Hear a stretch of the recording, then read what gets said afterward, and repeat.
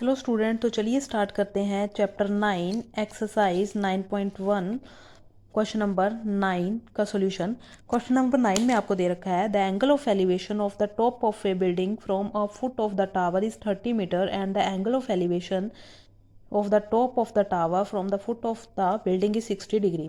Student, आपके पास एक बिल्डिंग दे रखी है और एक टावर दे रखा है। यहाँ पे हमें ये नहीं बताया कि बिल्डिंग के ऊपर टावर है या टावर कैसे है।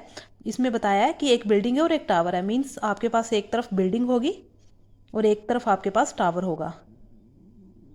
तो इसकी डायग्राम जो है कुछ इस तरह से बनेगी। स्टूडेंट, अब यहाँ पे बोल रखा है कि बिल्डिंग के टॉप से लेके टावर के फुट तक का एंगल जो है वो 30 डिग्री का दे रखा है।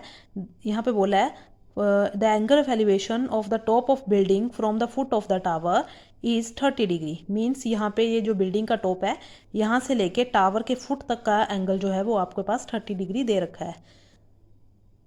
मान लीजिए ये आपके पास जो थी बिल्डिंग थी, ये आपके पास एच, मान लीजिए इसको एच नाम दे दीजिए फिगर को, ए बी सी और ये पॉइंट डी। अब बोला है कि जो टावर का टॉप है वहां से लेके बिल्डिंग के फुट तक का एंगल जो है वो 60 डिग्री दे रखा है। तो ये टावर से लेके बिल्डिंग के फुट तक का एंगल जो है वो 60 डिग्री दे रखा है। तो इस तरह से आपके पास फिगर बनेगी। अब बोला है if the tower is 50 metre height, मतलब टावर की हाइट जो है वो दे रखी है आपके पास 50 मीटर। ये हाइट आपके पास 50 मीटर गिवन दे रखी है और बोला है कि हाइट ऑफ द बिल्डिंग निकालनी है। तो ये जो है वो आपके पास बिल्डिंग की हाइट है, इसको हमने मान लिया एच। तो बी सी, तो student B D is equal to 50 metre, D point है ये। तो B D is equal to 50 metre, be the height of tower given है आपके पास। और A C is equal to, यहाँ पे सी पॉइंट लीजिए, A C is equal to H metre, be the height of building. इस question को कैसे सॉल्व करेंगे? आपके पास दो ट्राइंगल्स बन रही हैं, ट्राइंगल ए बी सी और ट्राइंगल ए बी डी। तो स्टूडेंट पहले हम ट्राइंगल ए बी सी को प्रूव करते हैं। In triangle A B C, student A B C में हमने जो है वो ए बी की वैल्यू निकालनी है। मीन्स आपने जो हाइट निकालनी है ना, तो आपके पास किसी एक की वैल्यू गिवन होनी चाहिए। तो इसमें हमारे पास दोनों ही वैल्यू नहीं है, तो आपने जिसको निकालना है उसको ऊपर रखेंगे। तो स्टूडेंट आपने जिसको निकालना है उसको ऊपर रखेंगे। हम बेस को निकाल लेते हैं। तो ए बी अपॉन, यहाँ पे हमारे पास ए सी हमने माना है, उसको नीचे ले लेते हैं। A C is equal to, student A B है आपके पास बेस अपॉन, हमें पता है एंगल के अपोजिट साइड बेस होती है और एंगल ये बन रहा है ना आपके पास एंगल यहाँ पे 30 डिग्री। तो इस एंगल के अपोजिट साइड ये है तो ये बेस हो गया, और एंगल के अपोजिट साइड जो होती है परपेंडिकुलर होता है। तो ए बी है आपके पास बेस और ए सी है आपके पास perpendicular, which is equal to B upon P जो है वो कोट के इक्वल होता है। कोट एंगल दे रखा है आपको 30 degree. This implies student, base आपने निकालना है ए बी अपॉन ए सी की वैल्यू आपके पास H is equal to cot 30 degree की वैल्यू होती है √3। This implies A B is equal to H, यहाँ डिवाइड में दूसरी तरफ जाएंगे तो मल्टीप्लाई में चला जाएगा, H √3 metre. Student A B की वैल्यू आ गई आपके पास एच √3, ए बी की वैल्यू आ गई हमारे पास एच √3। अब आपने बिल्डिंग की हाइट ही निकालनी है, find the height of the building. तो बिल्डिंग की हाइट क्या है? एच। अब स्टूडेंट इन ट्राइंगल, दूसरी ट्राइंगल देखिए, in triangle A B D, student जो आपको गिवन है उसको हम नीचे रखेंगे और जिसको निकालना है उसको हम ऊपर रखेंगे। तो ए बी, हमें एच की वैल्यू नहीं पता है ना, तो हम एच को ऊपर रखेंगे, मीन्स ए बी को ऊपर रखेंगे। A B upon B D हमें गिवन है तो बी डी को नीचे रखेंगे, A B upon B D which is equal to, A B है आपके पास बेस अपॉन बी डी है आपके पास परपेंडिकुलर इज इक्वल टू, ये बेस है आपके पास और जहाँ पे एंगल बन रहा है उसके एडजेसेंट साइड बिल्कुल अपोजिट साइड को हम परपेंडिकुलर बोलते हैं, तो ये परपेंडिकुलर है इज इक्वल टू, ये भी हमारे पास कोट के इक्वल होता है और यहाँ पे एंगल बन रहा है 60 डिग्री का। इस तरह से स्टूडेंट ए बी की वैल्यू जो है हमने फर्स्ट ट्राइंगल में निकाल ली थी। तो ए बी की वैल्यू पुट करिए, ए बी की वैल्यू है एच √3 अपॉन बी डी की वैल्यू है स्टूडेंट 50 है बी डी की value is equal to cot 60 degree की वैल्यू होती है 1/√3।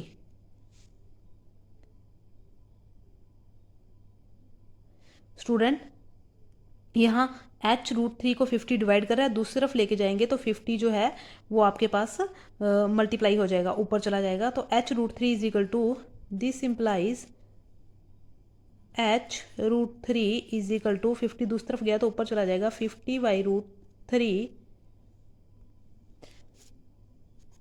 h√3 is equal to 50/√3।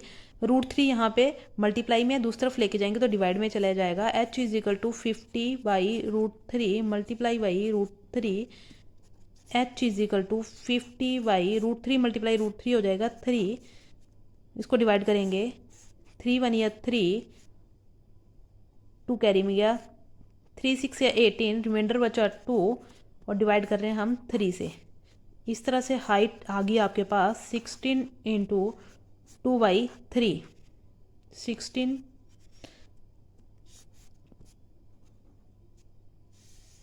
3 metre.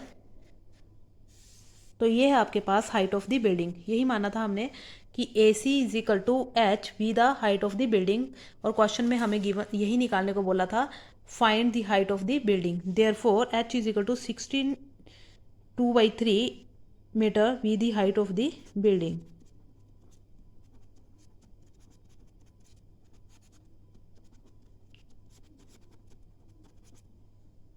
चलिए अब करते हैं क्वेश्चन नंबर 10। क्वेश्चन नंबर 10 में आपको बोला है, 2 poles of equal heights are standing opposite each other on the either side of the road which is 80 metre wide. Student एक रोड दे रखा है आपको, रोड जो है वो उस 80 मीटर वाइड है, रोड की विड्थ जो है वो 80 मीटर है, उसके दोनों साइड जो हैं वो 2 पोल हैं इक्वल हाइट के।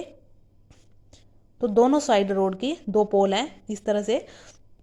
स्टूडेंट अब आगे बोला है, from a point between the on the road the angle of elevation of the top of the poles are 60 degree and 30 degree respectively. Student ये जो है वो रोड के ऊपर कोई पॉइंट है, रोड के सेंटर में, यहाँ पे एक पोल से लेके इस पॉइंट पे एंगल जो है वो 30 डिग्री का बन रहा है, और दूसरे पोल से सेम इसी पॉइंट पे एंगल जो है वो 60 डिग्री का बन रहा है। तो इस तरह से आपके पास फिगर बनेगी। अब इस फिगर को आप नाम दे दीजिए, यहाँ पे A, इस पॉइंट को B, C, D और E। तो चलिए स्टार्ट करते हैं। आपके पास गिवन है EA and DC are the 2 poles, EA and DC are height of 2 poles and AC जो है वो आपके पास 80 मीटर है। AC is equal to 80 metre be the width of road।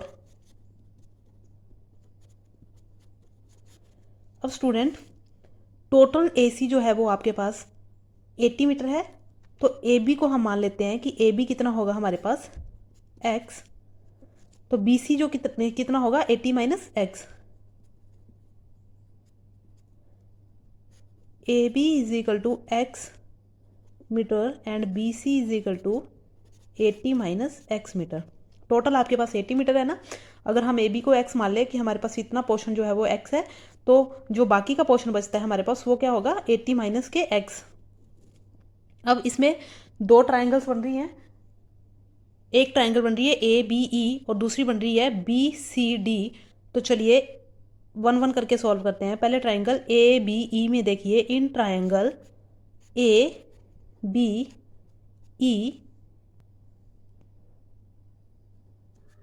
AE जो है आपके पास हाइट है पोल की, और DC भी आपके पास क्या है, हाइट ऑफ पोल। स्टूडेंट हमने जिसको निकालना है उसको ऊपर रखेंगे, हमने निकालना है AB, तो AB को ऊपर रखेंगे, AB अपॉन जो गिवन है EA उसको नीचे रखेंगे, is equal to, student angle के एडजेसेंट साइड बेस होती है, तो ये नीचे आपके पास बेस है और एंगल के अपोजिट साइड परपेंडिकुलर होता है, तो ये आपके पास परपेंडिकुलर है। AB है आपके पास बेस अपॉन EA है आपके पास परपेंडिकुलर, B अपॉन P होता है आपके पास कोट के इक्वल ट्रिग्नोमेट्री रेशो में, और एंगल बन रहा है यहाँ पे 30 डिग्री का। दिस इम्प्लाइज बेस है आपके पास A B X upon E A है आपके पास H is equal to cot 30 degree की वैल्यू होती है आपके पास √3। This implies X is equal to H को दूसरी तरफ लेके जाएंगे मल्टीप्लाई में चला जाएगा एच √3। यहाँ से पास आपके पास एक्स की वैल्यू आ गई एच √3 मीटर। अब दूसरी ट्राइंगल लेके चलते हैं। In triangle B C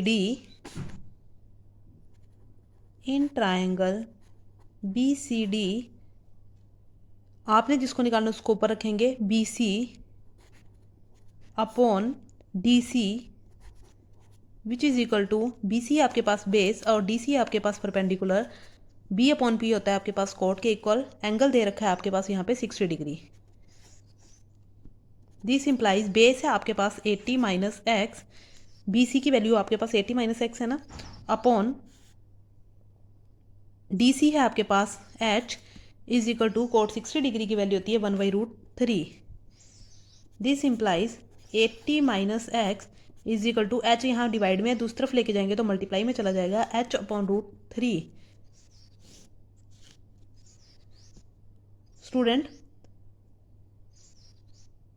equation 1 जो पहले आपने निकाली थी एक्स की वैल्यू उसको इक्वेशन 1 दे दीजिए। उसमें देखिए आपके पास एक्स की वैल्यू है एच √3 मीटर। तो हम जो है एक्स की जगह यहाँ पे लिख सकते हैं H √3 metre from equation 1। 80 minus X की जगह लिखेंगे H √3 is equal to H upon √3। This implies solve करिए √3 यहाँ पे डिवाइड में दूसरी तरफ लेके जाएंगे तो मल्टीप्लाई में चला जाएगा 80 √3 minus H √3 multiply √3 is equal to H. यहाँ पे √3 को 80 से भी मल्टीप्लाई किया और √3 को एच √3 से भी मल्टीप्लाई किया।